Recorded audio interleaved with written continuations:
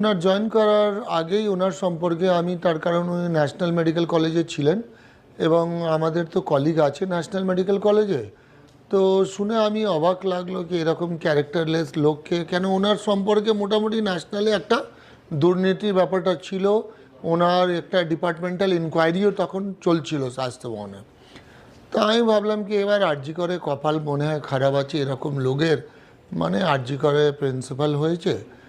তো প্রথম দিন খুব একটা জাস্ট উনি প্ল্যাটিনামের সেকেন্ড ফ্লোরে বসতেন, আমি অ্যাডমিনিস্ট্রেটিভ বিল্ডিংয়ে ফার্স্ট ফ্লোরে বসতাম। একটু ডিস্ট্যান্স ছিল আর বেশি, তার কারণ ওনার একটা বদনামি ছিল।